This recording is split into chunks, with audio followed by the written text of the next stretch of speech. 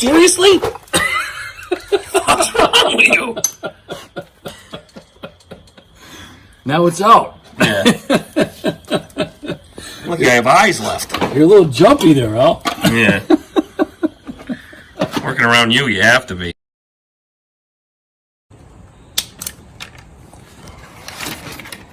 Ah, look how much cleaner it looks already. Where's that tape at? Just It's right here, Kirk. okay. All right, start this beast up, man. Kirk, that goes to you. You're starting it up. You get to back it out for the first time. Let's close the hood. Holy smokes!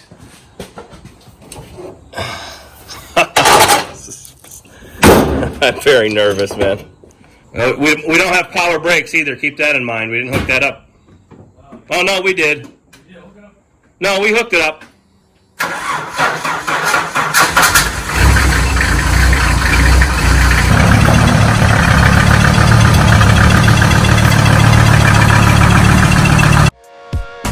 So right off the bat, the first thing we wanted to do when backing it out of the garage was to leave it idle for a little while. We wanted to make sure we got it up to running temperature and give it a thorough going over to check for any leaks or problems we can spot before taking it for a test drive.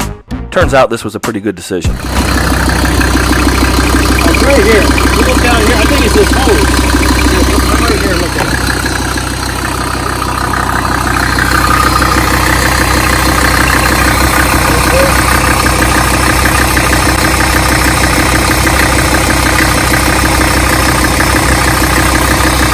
It is mostly inevitable when doing a project of this scale that you're going to forget and overlook a few things. We forgot to tighten a few clamps, and the biggest thing we forgot to tighten was the valve cover. So we had to put a new clamp on there. That was leaking for some reason. That's leaking. Hey, man. A small leak here. Is that really tight, or what is that? It's pretty damn tight. Well, That's a possibility. I mean, I thought we got them pretty tight, but maybe not. I'm not so sure. I mean, this thing is leaking all over the place. After we got everything tightened back up and let it idle longer, we discovered that the thermostat was stuck and wouldn't open. All right. So I took it out, so now we're going to drive it without the, make sure this, because the thermostat wasn't opening. Once again, the airplane is going as we're filming. Yeah, why is that there? Do we need to put another gasket there? Let's get this rubber. I think I just put that on there for extra goodness. Okay. Extra goodness? Yeah, that's all I can figure. It worked before. I mean, it had to work. It worked in the car before. You started up and everything, right? Yeah, but we never really drove it. Oh, there's nothing.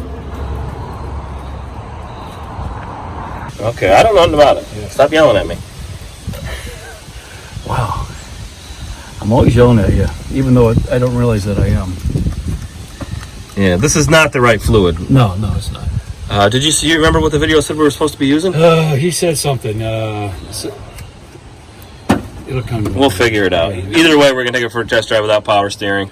Bump it over. Just boom, boom, boom. You see? Don't that fly? Originally, Mercedes called for ATF to be used as power steering fluid, but there's a good video by MercedesSource.com on why you should no longer do that. Something that is bizarre. Rotten bastard. Now it's not ideal because it's still not the correct fluid, but it's working. Good. Kirk, one finger, buddy. That's crazy. Okay, hold on.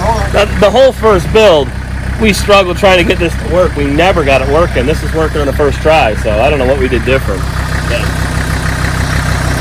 we have. Maybe we just didn't have it tight enough or something stupid. Look at the puddle on that motor mount. Now the next problem we encounter is something we can't just fix here in the driveway. It's going to require us to order some parts. Those super cheap fuel return lines are starting to fail as soon as the engine gets up to temperature. And it's leaking fuel all over pretty badly. Yeah, that's fuel. It's these things. And I got to tighten these up too. This is leaking the worst right here for some reason. You know, it'd be nice if we had fuel lines. That one is tight. At one time, Kirk, I got fuel lines. 3/4. You remember? Yeah. You sure? What are you doing there, by the way? Just wiring it in here. I am surprised. He's got the GM end. Mercedes, once again, is using GM stuff. It's really surprising. But what about the Jeep? This is GM too. That's the Jeep That's the original Jeep, which is GM. plug. GM plug on the Jeep. And that's going to go right here. Right. And then you're thinking we should have temperature. I think it should work. Who lost those braided fuel lines, Kirk? I think I threw them out when I was scrapping. Oh. I bet you they're in Marabelli's house. He's down there playing checkers with him. They're probably in Mexico City right now. Yeah. So leaking fuel, and without a temperature gauge, we still decide to give it a first run. I'm looking at my tools. Get in here! This is all about me. Oh my God, the clutch even feels good. Really? Yeah. You just go up and down this little road here first, you know? Woo. What's that? That's that. You can hear it. Wow, it actually feels really nice. As he says that in shock. I am in shock. I didn't think it'd feel so powerful. It feels Really? a lot more powerful. Well, you only have a little four-banger in there. All right, last time we went over we went over the bumps with on the Right. first build, Right. and you remember we heard it hitting. Right, The clearances were wrong. Well, no, I wasn't in with that when that happened. I think you were imagining that, but that's No, all I right. wasn't imagining that. It was definitely bumping. We even have power brakes. All right, you looking good this way. Yeah, make a right-hand turn here. We're making a right-hand turn here. Turn your window down. You can hear things.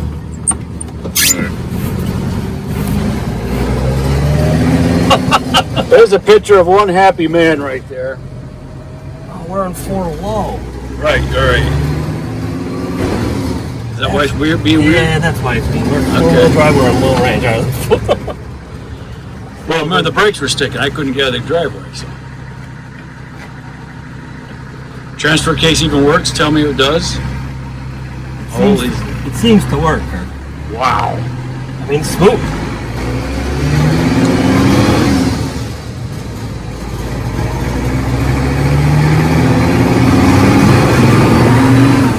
No way.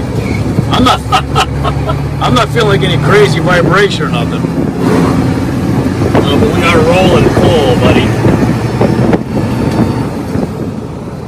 Listen to that spool up. It does sound damn good.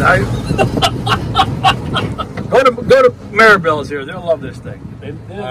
Power brakes aren't perfect, but they are working. Okay. Oh, well, hold on. You got We're not inspected either. Yeah. All right, you're doing good. Sitting in your driveway. Man, is this thing? Look at the smoke in the mirrors when you.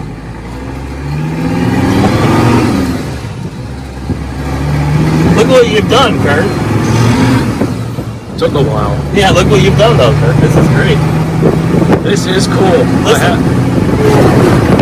I have to admit. Oh, the speedometer's working. No way, the speedometer works. I don't know if it's accurate, but it's working. Who cares? It's doing things. There's Marabel. Yep. We're in overdrive. Are we? Okay.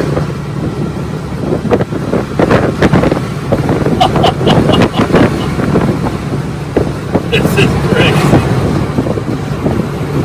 I feel like I'm dreaming this. This is really weird. Yeah. I have weird. dreamt about this. Turn around this big church Yeah, here. This man cannot get any happier. Listen, I've wanted a diesel Jeep. I gotta say something. Since I've had Look at Jeeps. me. You weren't this happy on your wedding day. Look at. No way. Wow.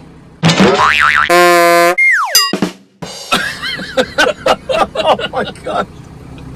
Woo! All right, let's go to Marabel's and take some pictures.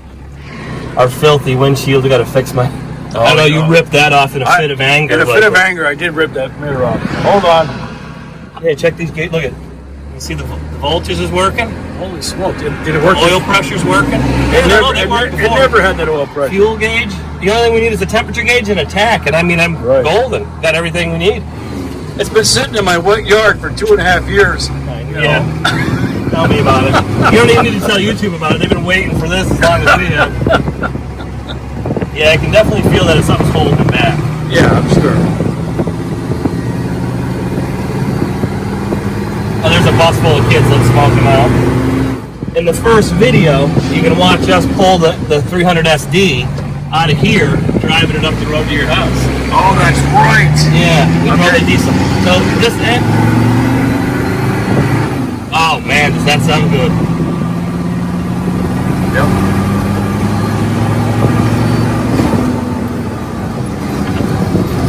All right, so I think I just. All right, so we got a couple of things happening. We got the brakes sticking a lot. Right. We got a couple of fuel leaks that is kind of stinking the place up a little bit. Right. We don't have any way to see if we're running at good temperature or not, which is something we need to know. We gotta get that too. We need to adapt that. Right. We did promise people we'd make a tack, but we went back on that. Now we're not. Well, we still can. Those brakes are dragging.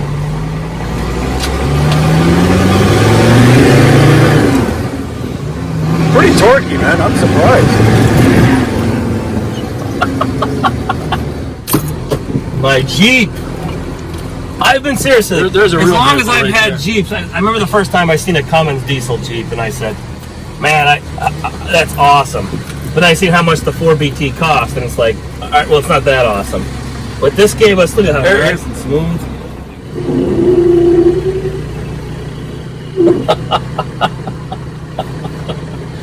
Oh, I love you, Kirk. You are one happy man. Yeah. Well, you know, Without you as a friend, I wouldn't have this. That's for sure, man. You are the best. well, thank you. I I think all that cursing was worth it. I'm not 100% sure. Okay. Well, Leah, we'll get it buttoned up, and we're going to take it driving and off-roading and picking mushrooms. It's going to be great. Oh yeah, cool. Listen to how quiet it actually is It at idle. But then, sounds like, we were gunning it. Man, it sounds like $1,000,000. You got to have the 3-inch exhaust All right, system. what, man. here. Oh yeah. And, The old Brockway. oh, here's the keys, because Right. it's still running. And everyone's complaining about that it's a manual shut-off, but Here we go. I love that it's That's manual cool as hell, man. shut-off. It's the best. That last time that shut off worked was, wow. That Brockway's like from the 30s. Yeah. So, yeah. You can't. I mean, this thing is huge. This is solid cast iron. That ain't plastic. That's the I funny know. thing about it. It is fun to drive, I have to admit. Did you hear how nice that sounds when you can hear the exhaust echo off the building? I am surprised. See, I've never heard one of these with a decent exhaust. Right. Yeah, they're Mercedes. They're meant to be quiet. So there it is, and as you can see, those leaking fuel lines made it very impractical to drive. And also the rear is smoking as well from the brakes locking. But the new wheel cylinders were not that bad to replace, and we could pick them right up at AutoZone. Brake extra, brake stop.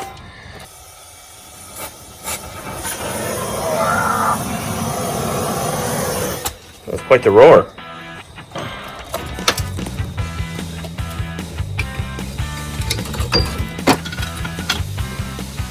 So after all that sitting, the wheel cylinders needing to be replaced was not really a surprise. And on the Jeep, it's really not that big of a job either. The fuel lines were also quite simple. I actually found them on Amazon. So after a pretty thorough cleaning, this Jeep was mostly ready to drive. So I couldn't wait to get started. And the first place I stopped, I encountered the next thing we forgot to do. But I didn't let that stop me.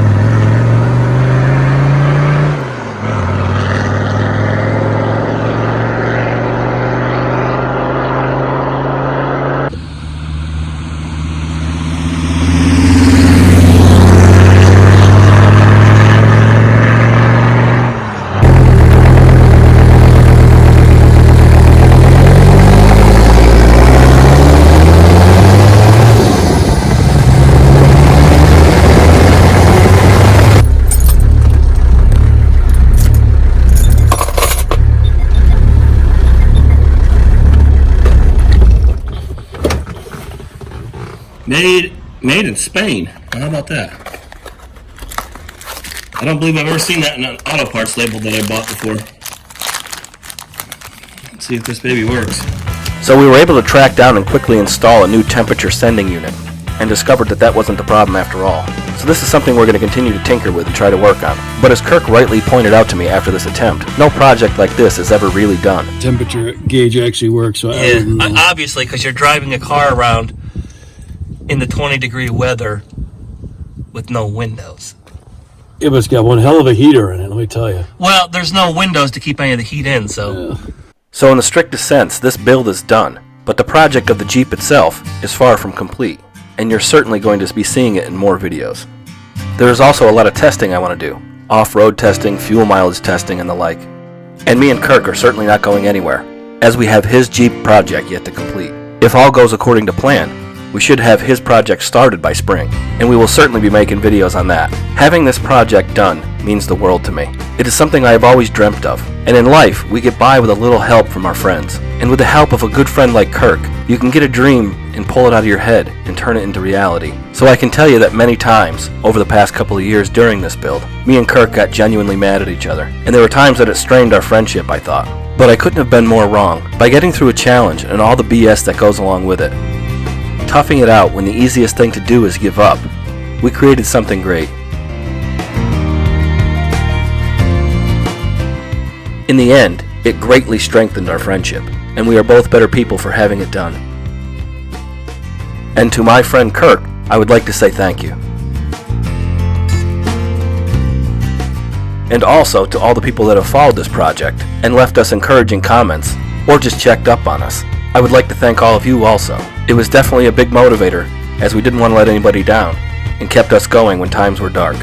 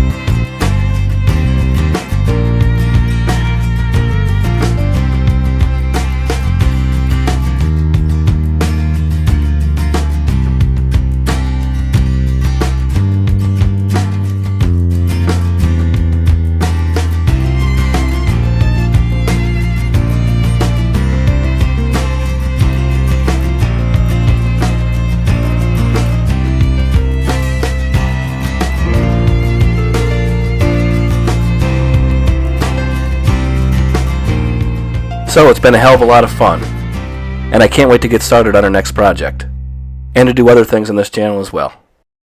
Thank you all so much.